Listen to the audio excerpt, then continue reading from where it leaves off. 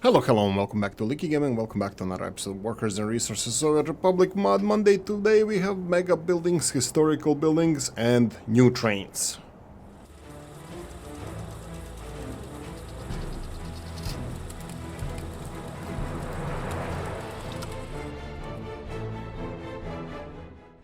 Record low amount of mods has been released in the last 7 days. I have no idea why is it so, but just a heads up, it was maybe 15 mods released, so it's again less amount, better quality.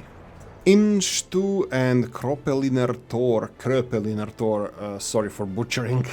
Today's Kröpeliner Tor is considered the most beautiful preserved Gothic monument in Rostock, Germany. Beware, this is yet alpha version. I'm gonna stop reading the description here because I urge you to go and check it out yourself. I think it's absolutely beautiful building. I think the color schemes are absolutely great. I love it.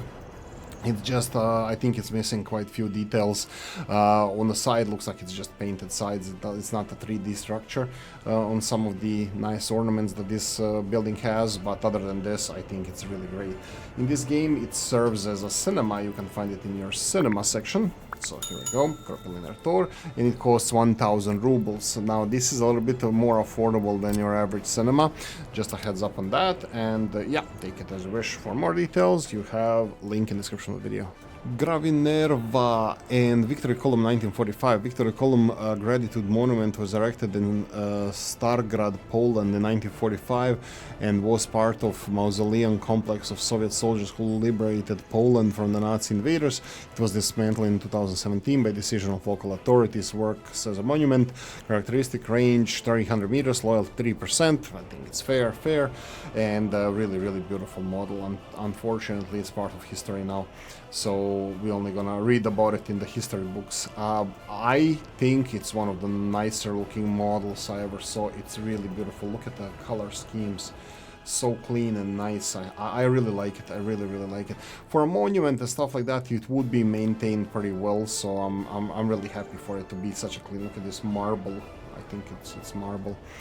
Absolutely gorgeous. It's a keeper for me, definitely. I have nothing bad to say about it. Let's go and check the price tag. Here you ask what is the price tag on this bad boy. We have here we go, Victory Column. It's 6,000 rubles, 300 meters and 3%. It's comparable. It's half the distance than the Red Star Monument, half the loyalty. So yeah, I think it's quite fair price. Link in the description of the video.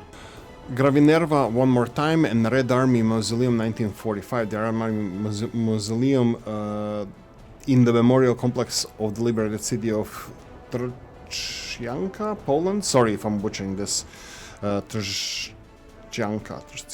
So, sorry. The complex included a mausoleum, burial site for the Red Army soldiers, and tank monument and the park. The grave beneath the monument complex contained the remains of 56 Soviet soldiers, 17 of whom have been identified, who all died in the winter battles 1945 to liberate the city and its environs from the German occupiers. In 1950 and 60, exhumations were carried out here, and some of the mass graves were moved to the city cemetery. However, the burial site directly beneath the mausoleum remained untouched. In 1917, memorial complex was demolished by the local authorities. 300 meters and 3%, similar to the previous one. I would assume the price tag is going to be the same as well. We're just going to double check. No, it's actually a little bit more affordable. Interesting. It's just a mausoleum. It just has these columns and probably eternal flame or just a really nice building. Again, I really like the clean look of it. I think as a monument would be maintained well, so you would have it look like this. Anyway, for more details, link in the description of the video. Jagodjanka and Big and Weirdo Panel Apartment. It's just too big and super weirdo panel apartment building that I made because I was bored. Population, I did not even see this until now, 2,298. The whole city's worth of people. Quality of life 93%. Thank you so much. I'm definitely gonna be using one of these. Pedestrian access 12, road access 2. I think it's weird. Yeah, I think it's weird, but I think it wasn't done out of boredom because it's really like a lot of thought went into this. Really interesting about these big buildings is like what do you put in a center? Like you can't make apartments without like rooms without windows and stuff. And in reality, I think it's really interesting how these mega buildings will be resolved. You know, no windows, no airflow in the apartment, no sunshine in some of the apartment buildings. I'm talking about like downstairs. It could be empty, big empty space, like internal park or something like that. But designing something like this, I think it's quite interesting. You can see that it's not really just a panel building combined together, but actually it has a lot of nice details like 3D balconies, and then you have benches around. You have this nice stone base around the bottom of the building, and you have street lamps and stuff, and the same on the tops as well. So it's not just it looks like it's a quality product. I really appreciate that. A lot of I think a decent amount of effort went into making this. It's not just on the side. But anyway, what about the price tag? Let's go and check it out. It's probably gonna be with all the big buildings. We have it here, 400,000. Even this seems fair. it's quite expensive. Anyway, for more details, link in the description of the video. Jacet or Jacet, and 60s residential tower, System MB, 12-story tower from the System MB, Montovani Beton, mounted concrete. Really? Okay, I never knew that. Which was built in 1960s in cities across Slovakia, though not in large numbers. It has 96 workers and 83% quality. All of these things look really nice. The numbers, they sound really nice. The apartment building, of course, is really high quality. I really like that. You can see like even the rust on the balconies, and the rooftop is also quite nicely done, I have to say. Anyway, what about the price tag? Let's compare to the similar buildings. We probably gonna be here. Here we go, 9,000 rubles for 96 people. It's not the biggest, it's not the smallest. I think it's a fair price. You still have to pay for it, but the quality of apartments and the size of apartments, I think it justified. I think it's a quite fair price. Link in the description of the video. Stadler FLIRT, Flinker, Leicher, Innovative. Okay, I'm not gonna go with this. High-speed, lightweight, innovative, regional, multiple unit, range of sleek and modern multiple units, both diesel and ACL. Oh wow, I manufacture. Okay, this is sorry, it's not in the game. In the game, you only get a diesel one, I think. In game, it represents 2 modifications as a 4-coach electric set and as a diesel set. Really, I did not put any electricity here, and they're both working. Probably I just bought the diesel ones. Anyway, so they have length 70 meters, maximum speed 160 kilometers per hour, the weight 120 tons, and 262 passengers in each one of them. So these are the diesel locomotives. They have, as mentioned previously, the speed of 160 kilometers per hour and 260 passengers. This one is 189 passengers. Okay, that's the different train. Yeah, that's the diesel one. Electric one is faster. And let me just show you this. We have Stadler, we have electric locomotive. Is it here? I will just go for train sets. Here we go. This is the electric one. Unfortunately, I don't have the electricity here, but I'm pretty sure it's the same.